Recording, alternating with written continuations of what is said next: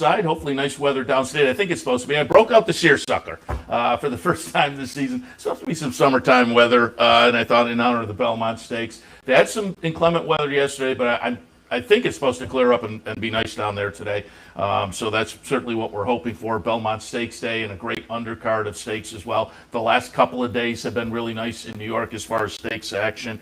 So we'll cover Belmont Stakes and more on this morning's programming. Let me tell you, given the early post time of 11:35 at Belmont today, Clubhouse Racebook opens up at 10 a.m. if you want to come down here. All other branches open up at 11. Keep that in mind. The first 100 folks through the door here at the Clubhouse Racebook with a paid admission get a commemorative Belmont Stakes glass, so a little bonus. And also, if you come down this afternoon, I'm going to have the $500 OTB Live bankroll to play on behalf of 20 patrons. So come in, put your name in the hat, 2 o'clock, 20 folks get selected. I'll be playing all afternoon, and the money we accumulate at the end of the day split up amongst the bankroll team. So hopefully we have a fun afternoon. That'll be the game plan. Clubhouse Racebook, 711 Central Avenue in Albany.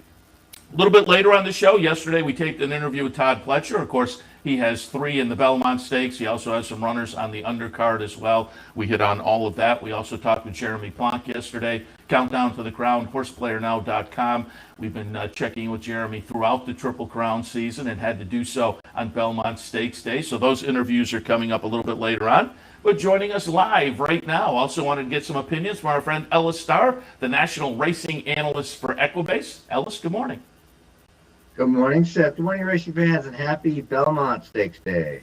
And I asked Jeremy, I'm going to ask you before we get into the Belmont itself, and it plays into the selection I have. I just kind of couldn't get past Essential Quality. I just think at this point in the season, he's still kind of at the top of the class, so I'm going to look for a good performance for him. But I asked Jeremy, if you were putting a 3-year-old poll together right now, who would you have on top? Does Essential Quality hold? I just think that nobody has really wrestled control away from him necessarily after the 2-year-old season and a good start to the 3-year-old season. Who would be at the top of your 3-year-old rankings right now? Yeah, it's really tough. I mean, you just had a lot of good stuff coming into the Derby, and then the strangeness and more strangeness, and I'm not just talking about the possibility of a DQ.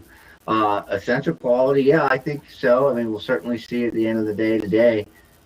It's tough. I really would like to get another couple 3-year-old races in. You know, we thought the Peter Pan might be indicative of something, and the Preakness, and wow, it's just crazy. Yeah, by default, I have to say Essential Quality, and that's really kind of a sad way to put it. Yeah, and you said you want to see a few more races, and I said to Jeremy, and folks will see it later, I said, this may be the start, the Belmont of the summer season that will help define the 3-year-olds as we get to Haskell and Travers and those kind of races. All right, before we get to the Belmont, I just wanted to touch on one more thing because you brought it up before before we went on the air. You said you were at Churchill Downs yesterday, and I was doing the handicapping show. And talk about an odd day, 2 no contests down at Churchill yesterday. Yeah, in my entire life, and also I saw a tweet by Marty McGee, and with a chart caller I was with, who's been doing races for 20 years. Nobody's ever seen no contests, at least at a major track for sure. And it was, I will say one thing, the safety rail on the grass performed exactly as it should. That filly that went through the rail ran around, and she was running on the inside because the rail was out 22 feet, and they were concerned she'd come back through, so they stopped the race about halfway. And the other was just a gate malfunction, or it was a horse. It looked to us like the gate popped a little bit. A couple horses popped, and then it was too late, and half the field was affected. But yeah, I've never seen 2 on a day. I don't think I ever will again. Yeah, it was very odd, very odd. All right, let's get into a Belmont Stakes, and again, that's your race of the week. If folks go over to Equibase and check out the featured race of the week, you can do that every week over at Equibase. Ellis concentrates on one stake across the country, and obviously this week it's the Belmont Stakes. And looking at your analysis, I pulled up a replay of the Santa Anita Derby. We're going to watch number 3, Rock Your World, get it done, over number 7, Medina Spirit. Dream Shake runs 3rd in here. And for folks who watch the Belmont Stakes over the years, pace plays into this race, and if Rock Your World can do in the Belmont Stakes what he's doing here in the Santa Anita Derby as they come down the stretch, he could be very interesting. I tilted towards Essential Quality. I put Hot Rod Charlie in the second spot and then Rock Your World in the third spot. I'm taking a little shot against Rombauer. I want him to convince me that Preakness performance was for real. Your thoughts on the Belmont? Well, let's start with that. I feel the same way. I think Rombauer, the Preakness Belmont does happen, but he's improving, but I don't see him as a Belmont type, especially with his style from further back. The last 15 years, 2 or 3 horses have come from more than about 3 or 4 back, most within 2 or on the lead. Starting with the Tara as a reference point, of course, and many others. Tonalist came from far back, but not a lot. And so you really want tactical speed. And it really is really simple to me. It's either going to be Rock Your World does what he would have done in the Derby, which is make the lead. And for those that didn't see the picture, Joel Rosario's foot came out of the irons for whatever reason shortly after the start. And it's nanoseconds, but not nanoseconds, but it's fractions of seconds that the jockey is trying to get his foot back in the iron. He's thinking about that. And at that point, your weight's not forward. You can't push the horse to the lead. And that's it. It's all she wrote for a horse who had no backup plan. There's no plan B. And so plan A is to go. And, there's really no other horse that might go. I thought for a second, perhaps Overtook adding blinkers with partial ownership of St. Elias and Known Agenda being owned by St. Elias, a possibility they might make Overtook a little bit of a sacrificial lamb, but the horse never showed any speed. So I think he wants to be in the race, but not to go to the lead. That kind of leads what happens next, which is Essential Quality gets second out of the gate, or Hot Rod Charlie. I think Essential Quality, knowing how aggressive Saez is, gets second. And from there, it's a matter of, okay, does Rock Your World get on that kind of lead you don't pass? Does the breeding for Essential Quality, the fact he's a Tapit, the only Tapit the race who's produced 3 winners and a slew. I did a Stats Race Lens query. Tapit's had 13 individual horses win from 12 to 16 furlongs the last 5 years. It doesn't include Tonalist because that query only went back 5 years. And so, the breeding, the stayer is Essential Quality. If he sits second, then he does what he does in the Bluegrass. He gets up. And by default, Known Agenda, because I just threw out the Derby. I don't know. There's no excuse. I don't know what's going on. I forget whose name. You can tell me if they named a writer. I think as of last night they were waiting. But Rock Your World gets the lead. Essential Quality stalks, and one of the 2 of them wins with a slight chance Known Agenda gets by them both if they happen to go a little too quickly. You talked about breeding, you talked about pace and whatnot, but I'll ask, Known Agenda, does the Pletcher factor play into it at all? Because he's won the race 3 times in the past 20 years, and so he seems to have a little bit of a specialty maybe at 1.5 miles, particularly horses getting that break coming out of the Derby going into the Belmont Stakes. Well, 100%, Seth. I mean, of the 3 Pletchers, I looked at all 3. I tossed the other 2, and Known Agenda, of course, was a Grade 1 winner. And with Fletcher's acumen, and particularly when you look at the 2 of his winners, I remember, Tapper ran 6th in the Derby, now Known Agenda ran 9th. And I think his other one had ran 6th in the Derby. When he skips the Derby, comes back at the Belmont, he's really dangerous. And at 6-1, it might be worth a bet. I mean, if you said maybe he's worth 4-1, 3-1, you're getting 6, take a shot. I mean, I'm going to make a win bet on Rock Your World. And if Known Agenda is about 6, I'll make about half as much win bet on him and just key those 3 in exacta box and then throw Rombauer and Hot Rod Charlie and underneath in second and third. And it's probably a race that I think I'm going to bet a lot less on most people than the rest of the day, but certainly not in pick 3s and pick 4s because you get down to basically 2 horses on most tickets. Yeah, big day like this too. People put a lot of money into those picks. So one of these days, one of the handful of days during the year that we always say take the rubber band off the bankroll and take some shots because there'll be some opportunities to get some payoffs. And let's look a little earlier on the card and get some more opinions. Let's look back at the Manhattan Grade 1 event, race right before the Belmont Stakes. They're on the grass, $750,000 up for grabs. I'm interested to hear your opinion. I talked to Todd Pletcher, as I said, we'll have that coming up, and I asked him about Colonel Liam, and I said, I have to be honest, as a handicapper, I just haven't believed in him so far. But man, he's got a will to win, so he beats me every time.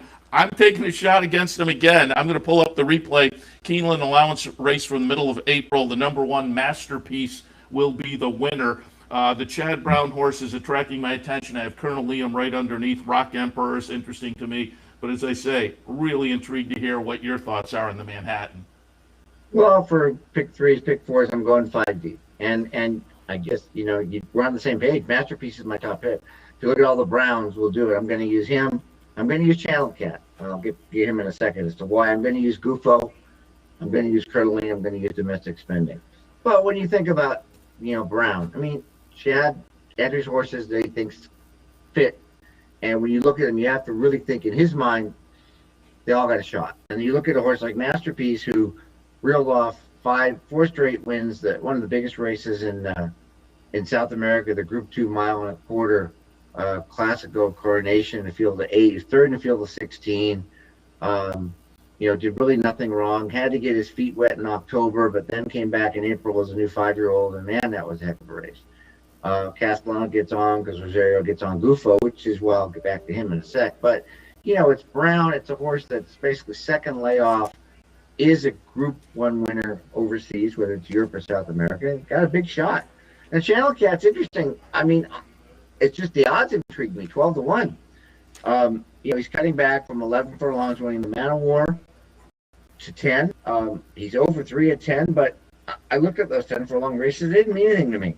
And his last 2 have been just really good. I mean, as a 6-year-old, you never expect the horse to come back off a little layoff and run 2 bang-up races, the second to say the word, and then the win in the Man of War. I'm not going to get beat by this horse. Gufo, that race to Channel Cat, if I'm going to use Channel Cat, I got to use him. This is where Rosario goes again over Brown, and makes sense. He's a Grade 1 winner. He won the Belmont Derby at the Trip last October. I can't knock him. And then, obviously, the 2 horses that dead heated in the Turf Classic, Domestic Spending and Colonel Liam. I mean, it certainly wouldn't be surprised either in one. As far as figures goes, as far as everything else, they're not standouts. But on the other hand, they are 11 for 14 combined, so they love to win races. To me, it's a really intriguing race. I could point to 5 or 6 in here and have the equal level of confidence. So really looking forward to that one, and it certainly has the opportunity to add a little juice to pick place. Let's go a little earlier on the card. This is a race to me that year in and year out, the Jaipur is really intriguing, and now appreciate the Grade 1 next to it now. And I will say, I mentioned, I think, earlier on the handicapping show, it also is worth paying attention to because it plays into some of the turf stakes that come up at Saratoga, it seems like, every year. I'm going to pull up a replay from the Elusive Quality going back to April 24th.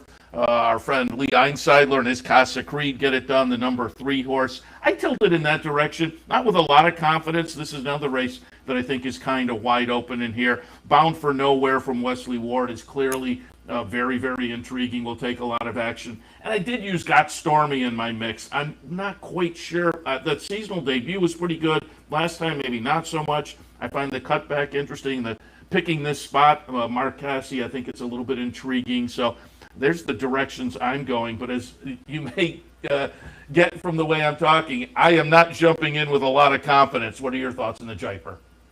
I like this race a lot on my full card selections, which is available at most of the ADW sites. I went 5 deep on kind of my B, but I'm keen on 2. So let me real quick talk about God Stormy. When she cut back last year from the 4-star Dave to the ladies sprint, Kentucky Downs, she won. So I like the cutback. Her last race was pretty quizzical, though. Sambaye on the outside, 2 big finishes in a row. Flavian Pratt, certainly a turf sprinter of top nature. Got to use that a little bit, definitely in exotics. And the 4 Fast Boat coming off that win at Churchill on Derby weekend in the turf sprint. But I think for win contenders, for me, it's a 2-horse race. I'm using Bound for Nowhere. You don't need talking up much. Just shows up every time. The Shakertown, 3 years in a row, loves these layoffs. I'd really rather be off for 6 or 9 months than just a couple because he likes the longer ones. But he shows up. And in the Shakertown, it really showed what an athletic horse he is, because it's the first time he didn't get early position. And Rosario didn't panic. He didn't panic. And he just showed his instinct. He wanted to win that race. And that finish was unbelievable from 6th to 1st, flying down the middle. The horse I really like is a price here, and the horse that is my co-top pick is Gregorian Chant.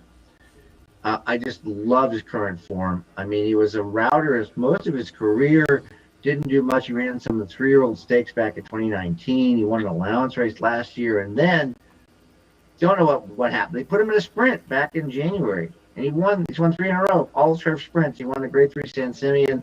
His classified allowance at Santa Anita was against Bombard, who came back to run huge, as we all know. Was it last week, I think? Luis Saez gets on, leaves California with a couple of nice workouts. He's 10-1. So win bet for me and Gregorian Chant. I'm King Gregorian Chant and Bound for Nowhere over those two plus the other three I mentioned. Got Stormy, Sambaye, and Fast Boat 2x5, probably 2x5x5 and trifecta. And again, a couple tickets using all 5, but mostly my gimmicks, my pick 3s, pick 4s are all going to be with the 6 and the 8. And I hope Gregorian Chant. His last race, by the way, earned a 1:17 echo-based speed figure. To put it in perspective, you'd have to go back to Bound for Nowhere's 2018 Shakertown to get a 1:17. He runs about 1:13. There's nobody else as fast as Gregorian Chant. He also, just to mention, I mean, he just, like, I look at both. He got a big buyer too at 98, and the only faster horse in the race was Fast Boat. Actually, Fast Boat was the same. Bound for Nowhere was faster. So you're getting 10-1 on a horse that looks just as fast as the rest here. Yeah, I had Gregorian Chant down at the bottom in the 4 slot for me, and I agree at the morning line price.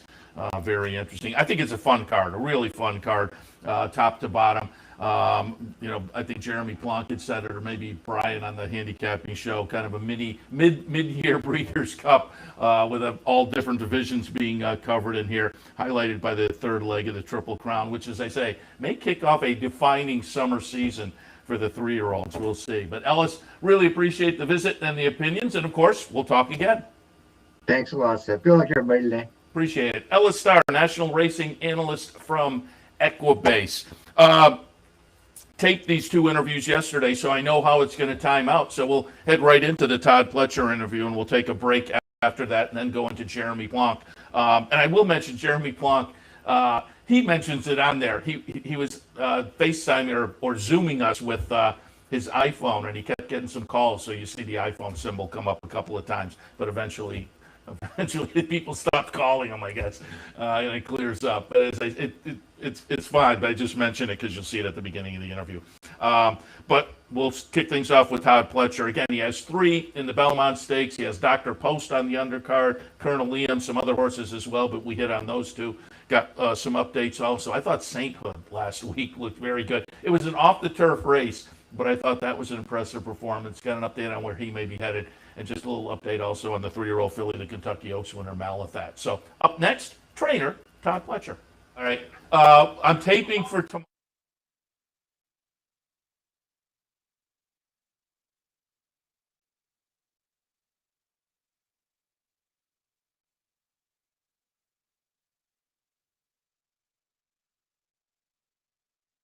Book opens up in about 40 minutes at 10 a.m. First 100 folks through the door will get, with a paid admission, get a commemorative Belmont Stakes glass. And don't forget that there is the bankroll today here at the Clubhouse Racebook. I am now being told we are ready. So now, up next, Trainer Todd Pletcher.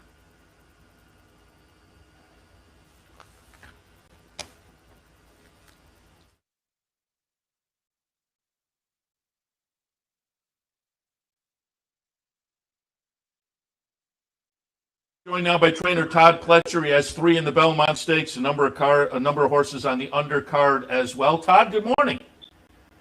Morning. Before I get to the Belmont Stakes and Belmont Stakes Day, I want to go back, offer my congratulations on your election to the Hall of Fame. Well deserved. I'm just curious, how do you find out? How do they get in touch with you and tell you you are now a Hall of Famer?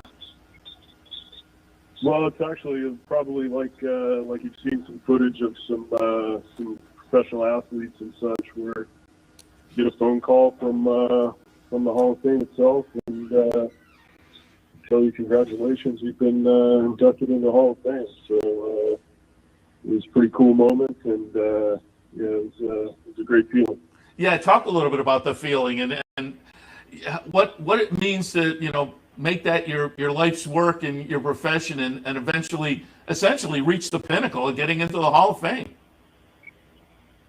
Yeah, I think it really hit home probably when I called my mom to tell her, and she just burst out into tears, and so just kind of so appreciative of all the good fortune that we've had, and we've just been blessed to have not only some great horses but great owners and great friends, and a tremendous staff that contribute so much to it. Have you worked on the speech at all? I haven't written anything down yet. Of course, these kind of moments give you some time to reflect and make some notes.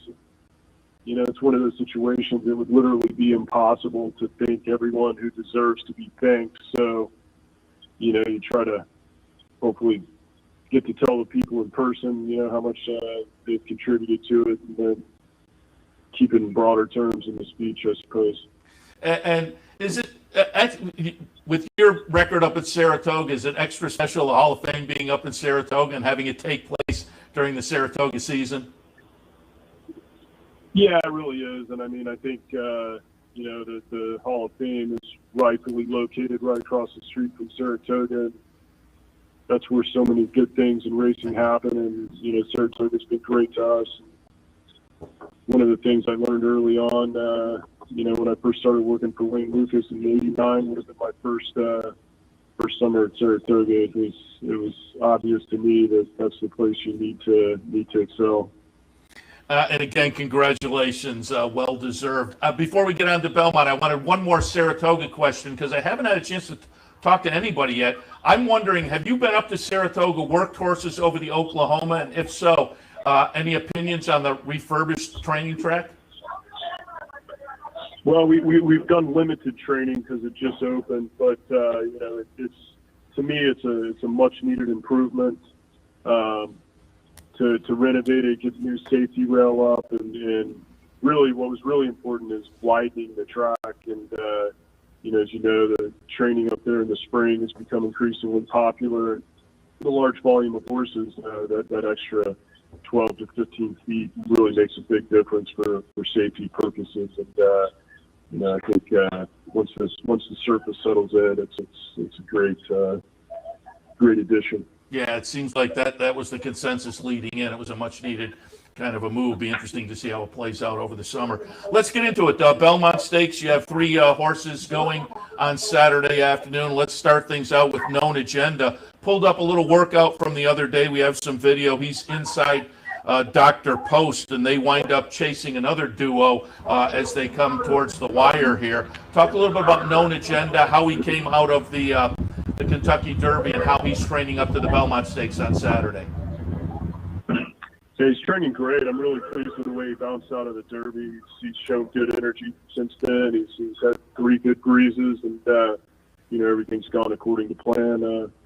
I think we've always felt like the 1.5 miles would suit him, but so we're excited about the opportunity to give it a try. But happy with the way he's doing. We also have a little video of both Overtook and Bourbonic working out. Overtook will be on the outside. Again, this is from just about a week ago or so. Talk a little bit about this duo, how they're coming into the Belmont Stakes.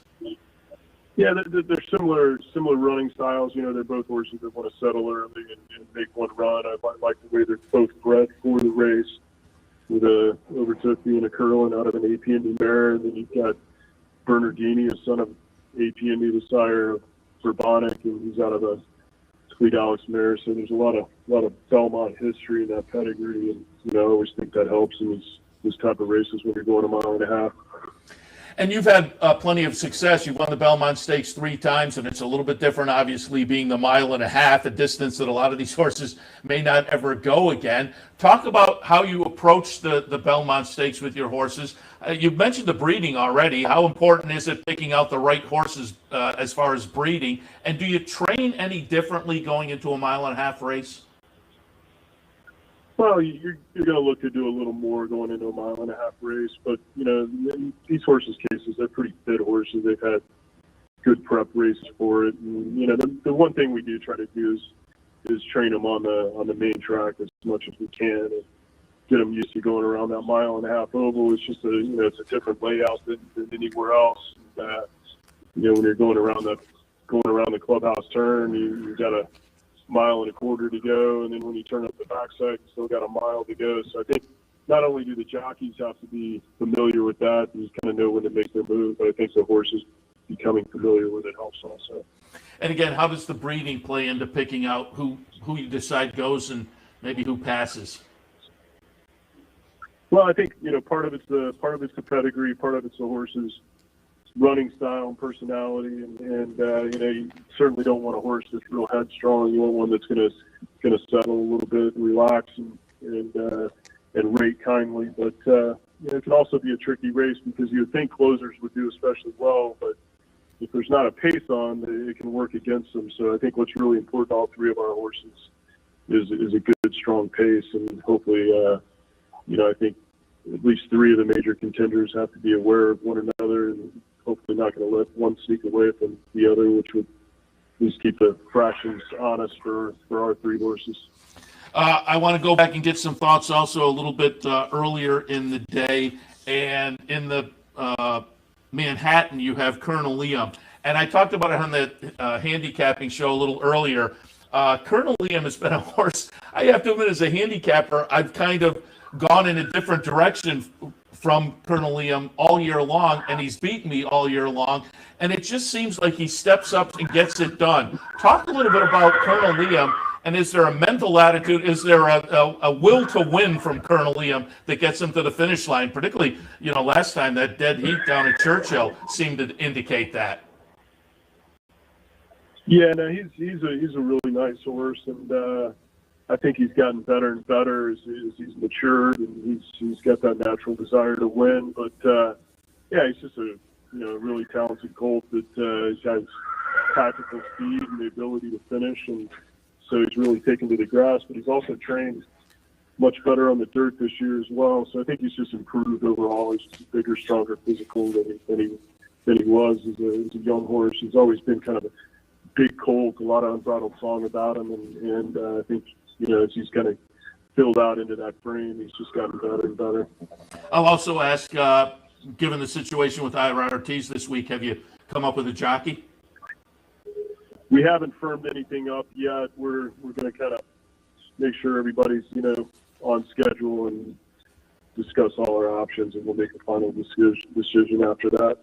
Very good. Also wanted to talk about Dr. Post and the Met Mile coming out of the Westchester last time. I'm a Byers guy, and he clearly threw the best Beyer of his life with the 104 last time in the Westchester. And I'm always curious, lightly raced 4-year-old, is Dr. Post better now as a 4-year-old? I think he is. I mean, I loved the last race, and it was kind of a perfect prep for this. He was able to kind of, even though it wasn't your typical one-turn mile, the fractions were a little bit slow.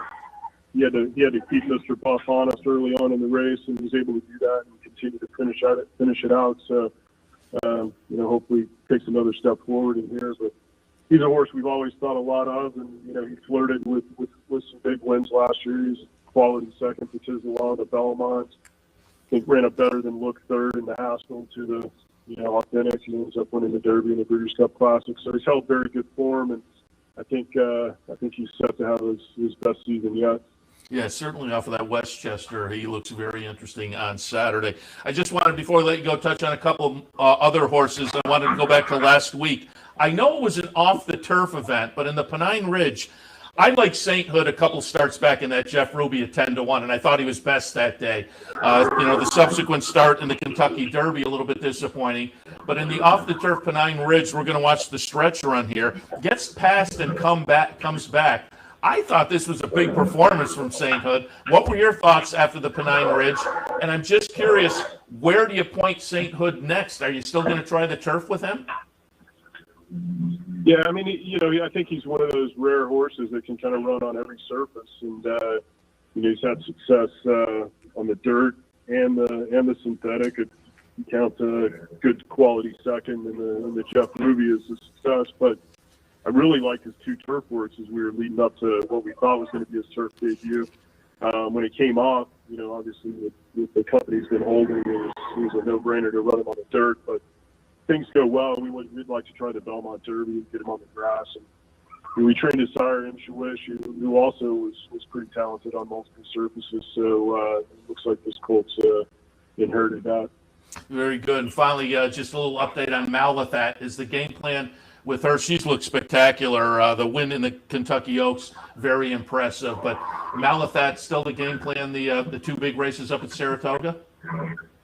Yeah, that's what we planned. You know, we kind of flirted with the idea of running in the Belmont, but she was a little bit light after the Oaks, and we felt like giving her a little more space made sense. And you know, she got a freshening after the Demoiselle, and she ran in the Ashland. That's her first prep back, and 4 weeks later won the Kentucky Oaks. So this would kind of be duplicating that, giving her a little bit of a freshening and go to a coaching club in Alabama. That's what we hope to do if everything follows suit. Looking forward to that. And I'll just get your thoughts also. They're going to have some fans, obviously, in attendance, the Belmont Stakes. They're looking at near full capacity up at Saratoga, which will be great that people get to see those performances, because last summer at Saratoga, there were some great performances, but nobody was there to see them in person. As a trainer, being on track, how important is it to have the fans in attendance and get that kind of feedback? Yeah, well, I mean, there's no place like Saratoga, and, you know, the fans are the greatest there, and you know, we certainly missed that last year, so we look forward to getting that back. And, you know, it's such a knowledgeable, enthusiastic fan base there that it was not the same last year for sure. It was kind of an eerie feeling going to the races and, you know, looking at the empty stand. Again, Todd, appreciate the time. I know it's a busy weekend, so we appreciate your taking the time. Congratulations again on the Hall of Fame election, and good luck on Saturday. Thanks very much. Appreciate it. Trainer Todd Pletcher again, 3 in the Belmont Stakes on Saturday and a full load on the undercard as well. Where's the best place to find your favorite teams, your favorite food, daily drink specials, and wagering on live horse racing? Legends Field Sports Bar, 711 Central Avenue, Albany. Get your game on day or night with 75 flat-screen TVs, tournament-style pool tables, a private banquet room, and live horse racing. So if someone asks you, where's the best sports bar in the Capital Region? Tell them Legends Field Sports Bar, inside the Clubhouse Racebook, 711 Central Avenue, Albany.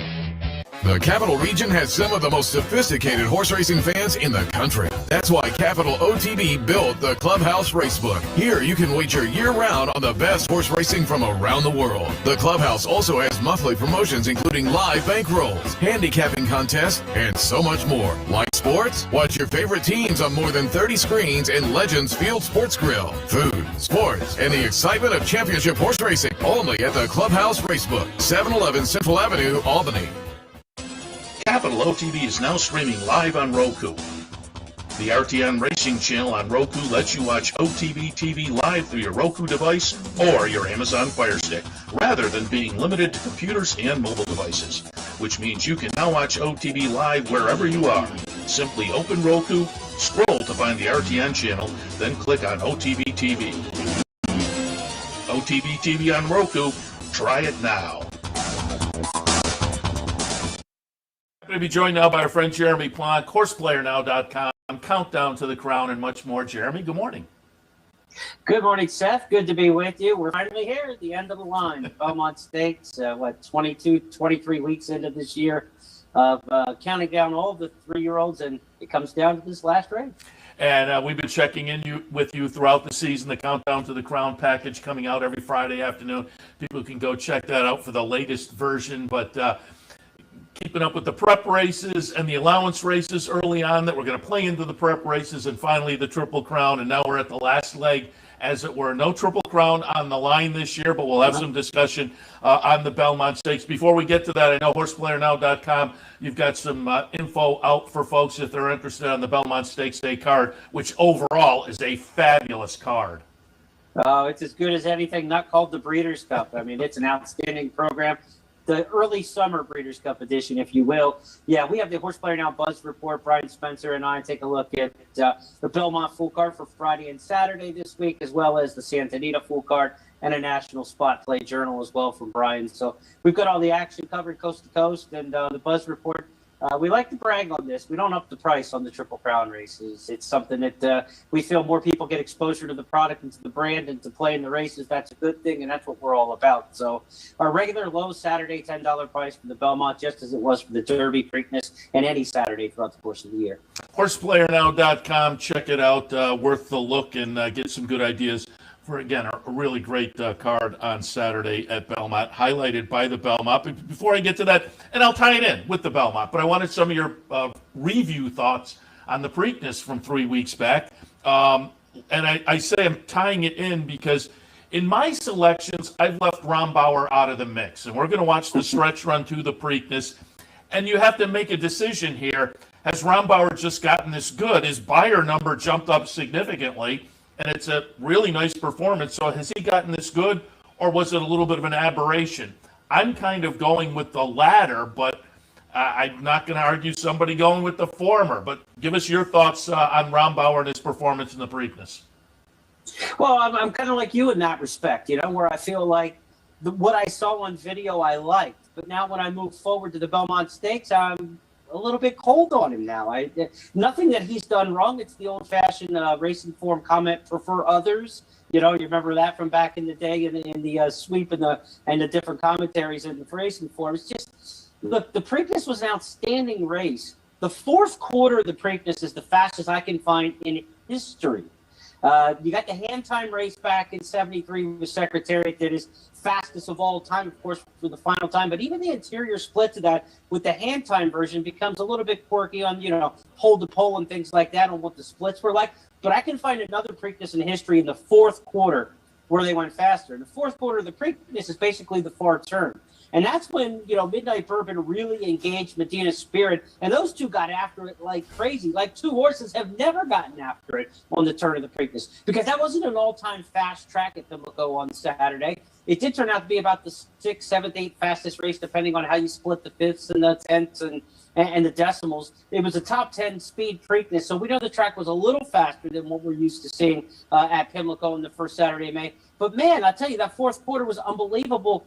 But what it did then was it really set the table for Rombauer. When two horses go that hard at it on the turn, the horse who's sitting third, fourth is in the catbird seat, giving away a couple lengths, not running quite as fast through those splits, and then he just finished and accelerated by him with ease. So, what you saw from Rombauer in the Preakness is probably part major improvement on his part. I think that's for sure. And I think what you also have to consider in there is that the Rombauer race in the Preakness was a partial setup from his style. The racing style really set up for him, and he was able to deliver in that respect. Yeah, and as I say, I'm shying away from a bit, and I'm leaning towards the silk quality. I'm not leaning towards. I have him on top, and my thought was going through the prep season, coming out of the 2-year-old season. Obviously, he was the champion. The early prep season, he held his place at the top of the class, and I kind of feel like with his consistency, even with 2 races under our belts in the Triple Crown, I'm kind of feeling he's still at the top of the class. If you were ranking the 3-year-olds right now, who would you have at the top? I think Essential Quality. Yeah. Because he only got beat a length in the Derby, right? If he doesn't get beat that length, he's undisputed on top.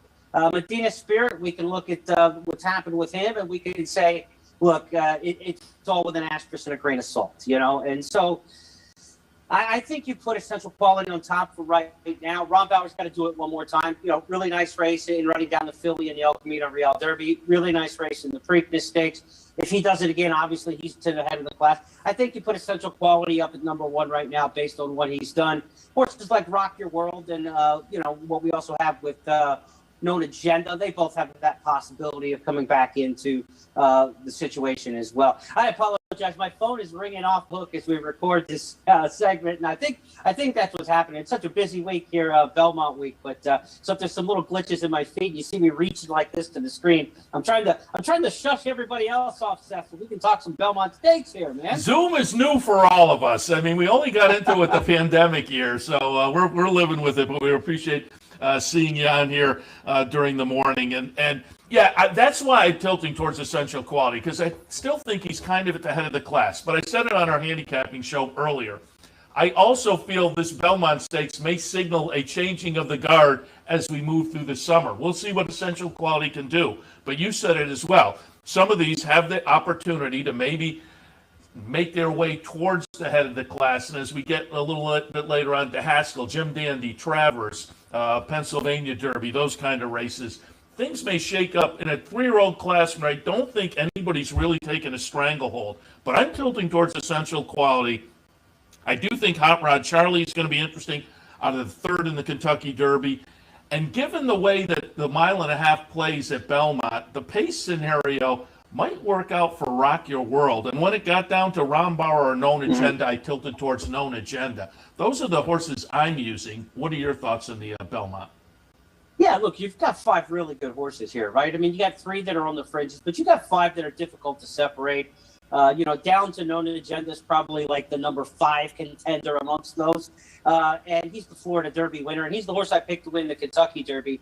I like him back. Known Agenda is a really good, strong chance to win this race, but I think the price is going to be dependent on, what the public does. He's got to be 6-7 to 1 in here, I think, to be reasonable value based on what happened in the Kentucky Derby. But horses for years have bounced back from poor efforts in the Kentucky Derby to run well in the Belmont. I'm hoping that happens again with Known Agenda. Maybe it was the rail and the traffic and everything that shuffled him back a little bit farther than you'd expected him to be there in Louisville. I think he's up closer to the pace. Now, with Irad Ortiz being injured on Thursday at Belmont Park, best wishes for a speedy recovery to him.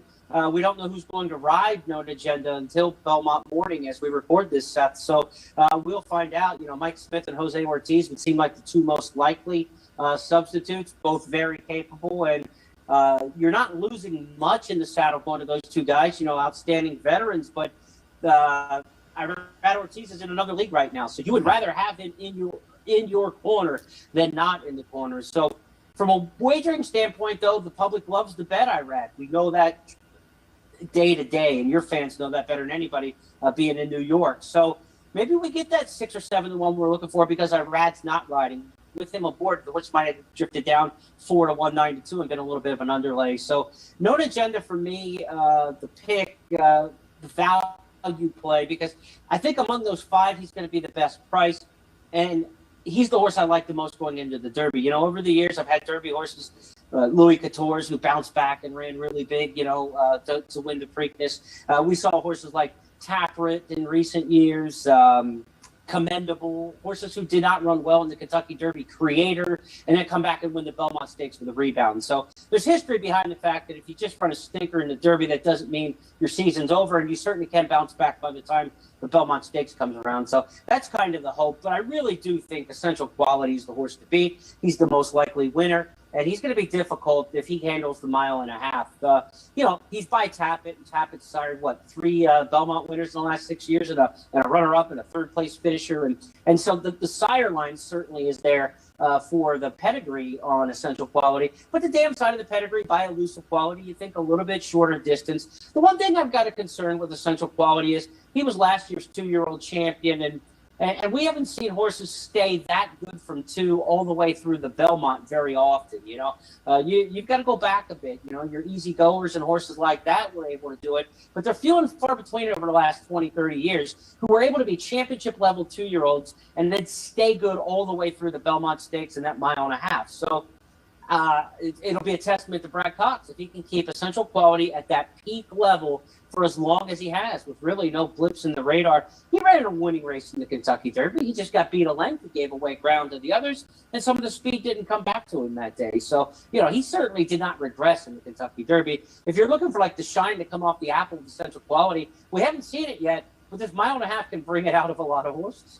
Yeah, and I will ask, because you already alluded to it, historical trends, and I know you put a lot of historical trends in the Countdown to the Crown package and whatnot. And so I'll ask on Known Agenda, does the Todd Pletcher factor play into it? I interviewed Todd for this morning's show, and he's won 3 Belmont Stakes in the past, some with these horses getting that break from the Derby to the Belmont. So did Todd Pletcher play into the thinking?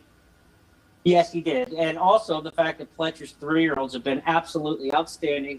across the U.S. since about mid-March this year. We've chronicled it in the past in Countdown, and I believe on your show as well. You know, he went into a rut 2019, 2020, not really putting anything on the trail with any real success. And the beginning of 2021 was looking the same way until about March hit. And then all of his 3-year-olds have run exceptionally well, all except the Kentucky Derby, right? His horses all laid an egg in the Derby race itself, but he won the Philly race, the Oaks with Malathot the same weekend. He's gone on to win the Peter Pan since then, and he's not even coming back with the Peter Pan winner. He's coming back with the Peter Pan third-place finisher in the Belmont Stakes. So his barn has not slowed down with the outstanding performance of his 3-year-olds going on the last 3 months now. So that was definitely a factor. His success in the Belmont Stakes. Irad Ortiz was a factor, too. I'll say that. You know, look, I think a lot of public handicappers are afraid to admit that jockeys sometimes influence their decision because it means you're a remedial handicapper if you're just betting the best jockeys on the board. You know, we kind of look down our nose at people who bet Julian Leparoux at Keeneland, and if you're betting Flavian Pratt in California and, you know, Dominguez in his heyday or Bailey, oh, you're just a chalk eater and you play the top jockey all the time. They're good. The top guys are good, and I think you need to admit that. And I think Irad Ortiz is worth a couple lengths at Belmont Park and in New York and the way he's riding now. So without Irad Ortiz, it certainly softens a little bit the confidence you have in Known Agenda. But again, the substitute rider probably going to be either Jose Ortiz or Mike Smith, if we may know that by the time this show airs. And so you're going to get a good rider, but Irad's worth a couple lengths over a mile and a half at Belmont Park. And that factors into it as well. I'm not afraid to admit it. I mean, look, jockeys are great. They also are kind of like gymnasts, you know. You start off with a perfect 10, and every mistake you make starts to tick away at your score. A great perfect ride by a jockey can get any horse to the winner's circle who's the best horse in the race. It's the mistakes that add up, the decisions that add up, that start to, you know, take away from the best horse in the race, maybe winning all the time. But when you get the best jockey on one of the best horses in the race, it's worth something. And Irad would have been a definite benefit to Known Agenda. But that did factor in my decision. Pletcher for sure, and Irad as well.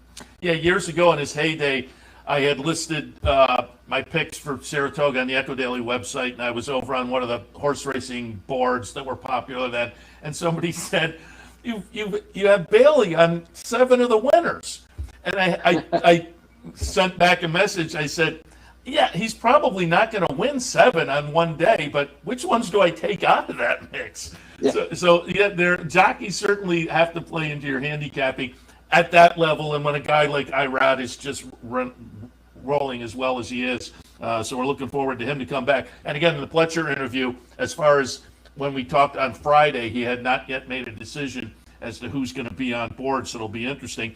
Talk a little bit about the 2 Southern California horses who I have second and third. I think Hot Rod Charlie coming out of the third in the Kentucky Derby. But again, pace scenario for Rock Your World, I think, is going to be really intriguing. Well, for sure. I mean, the pace is the whole key with Rock Your World. Let's start with him first off. He could get the same kind of lead that he got in the Santa Anita Derby, and maybe even less contested than it was in the Santa Anita Derby. And if that's the case, he'll take him as far as he can. Can he run a mile and a half off of his foundation and with a 59 work coming into this for 5 furlongs? He's being trained for speed. Whether that speed will carry that far or not, I don't know. He's certainly a threat to win the race. Would I bet my hard-earned on Rock Your World to win the race? I don't think so. But when I'm playing a pick 4 or a pick 5, I'm trying to view scenarios of how the race could play out.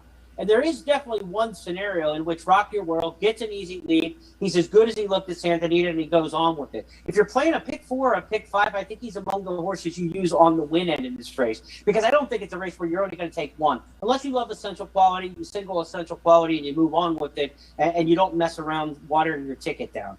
But I think Rock Your World's scenario is he could go wire to wire in this race, or he's probably going to finish a little bit up the track. You know, I don't think he's going to run a good second or a good third in here. But he's a horse you want to consider on the win end. His workout looked really good. If this race was a mile and an eighth, if this was last year's Belmont, the 1-turn mile and an eighth, he's the horse to beat. But it's a different game going a mile and a half around 2 turns. There's a lot of turns involved. There's a couple lead changes that have to go involved. And for speed horses, that can sometimes, take a toll on them. So Rock Your World is really pace dependent on here, and we'll see if he can go the distance. As for the other Southern California horse, Hot Rod Charlie, he's a bit tougher read because on paper, he looks like a real contender, right? His Kentucky Derby, he was right there on the wire. He looked like the winner in the upper stretch. I really thought he was going to go on and win the race in Louisville when he returned for home. He's a major contender. My question with him is, why the 5 weeks? Why was he not back at Pimlico? You know, Doug O'Neill is a trainer who is revered in Baltimore. He does all the media stops. They love him at Pimlico. He's gone there with the Kentucky Derby winner a couple times. I'll have another, and Nyquist, and he loves the Baltimore scene, and they've done well at Pimlico. And with backwards horse uncertainty, even a race at Pimlico, I was just surprised that they just said, we're pulling up anchor, we're going back to California, and we'll see everybody in 5 weeks. That just doesn't seem right to me for a horse like that. He should have been in Baltimore. And so that he wasn't, you start to say, does he need more time between races? Does he need a little bit to help overcome the hard effort in Louisville? And does he need that little bit of time to get things through his system for the recovery? And so that's what I'm kind of concerned with Rock Your World, or not Rock Your World, but Hot Rod Charlie, that he went back to California. He took the 5 weeks, and his workout since then that I've seen was not nearly as impressive as his workout before the Kentucky Derby. I made him a Kentucky Derby contender after seeing his workout. It was that good. It moved me. I thought he had the best workout before the Derby of any horse going into the race, and that moved him up in my eyes. So then I think he's on edge. He runs a good race in Louisville. He should be right back in Baltimore. He probably would have won the race 2 weeks ago. Just looking at it on paper and thinking about it with handicap and fundamentals. He goes back to California. The workout since wasn't nearly as impressive. I'm not sure which horse we get in the Belmont Stakes. Do I think he's a contender? I do. But there are others that I just feel like maybe better contenders. You know, I think Essential Quality. I like Note Agenda. And I think Rock Your World has a better win chance than Hot Rod Charlie in this particular race. Though Hot Rod Charlie may outfinish him. He might just run that good, even, Steven race that he always does and runs third, and Rock Your World quits and runs up the track and runs seventh. You know, that's a scenario that absolutely could happen in this race. But if you think of who can win, just on the win end, I think Rock Your World's more dangerous as a win contender than Hot Rod Charlie would be.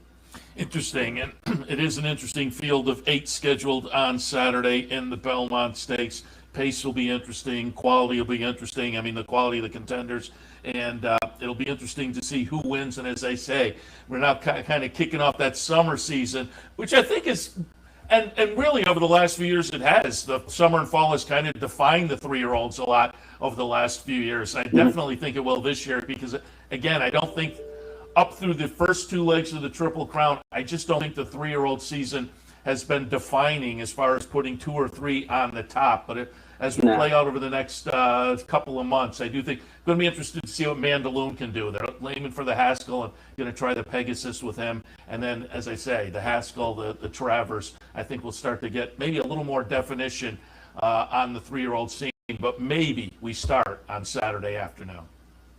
We could. And look, if Essential Quality wins, he's right where everybody thought he might have been from the beginning.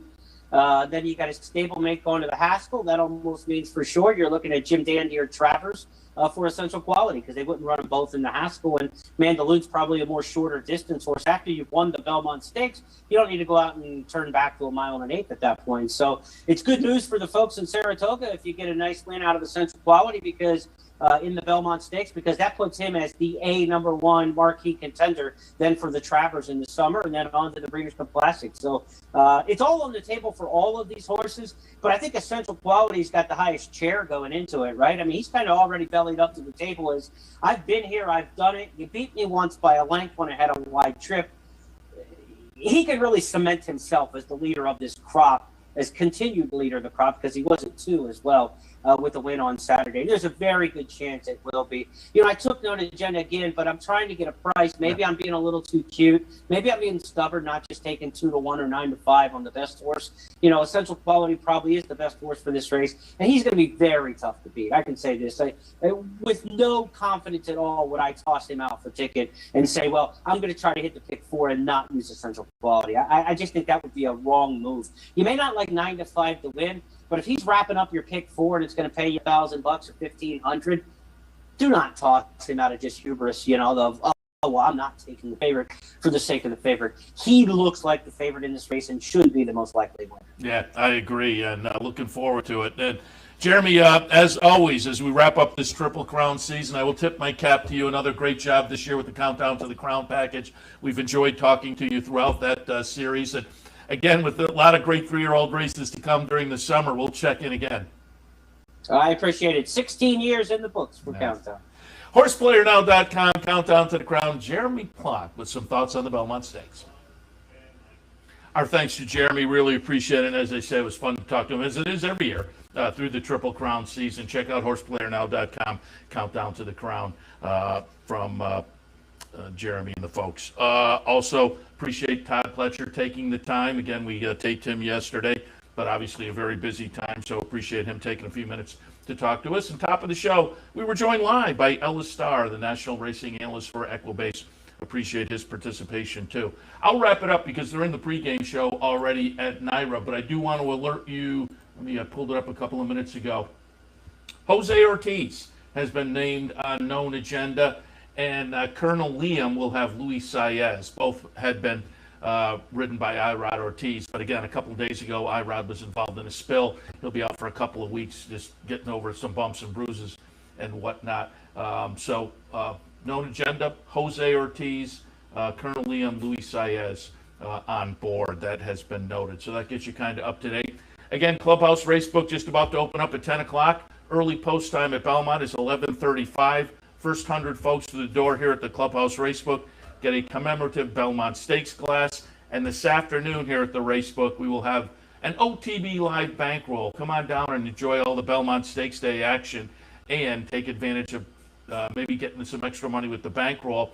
We'll open up the bankroll team for entry or for the drawing between 11 and 2. You put your name in the hat. 2 o'clock, we'll draw 20 folks out for the bankroll team. And at the end of the day, those 20 folks split up all the money we've made. Hopefully, it's just, we're dishing it out. That's the game plan. But it's always a lot of fun. Belmont Stakes Day here at the Clubhouse Racebook, 711 Central Avenue in Albany. Again, I'll wrap it up.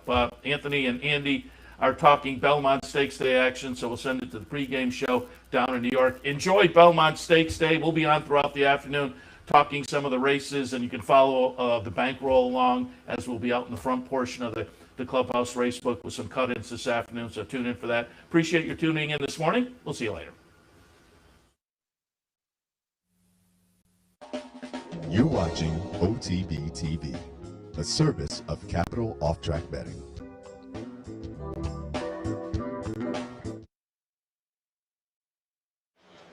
Okay, we disagree. That's fine. a lot. That's fine. We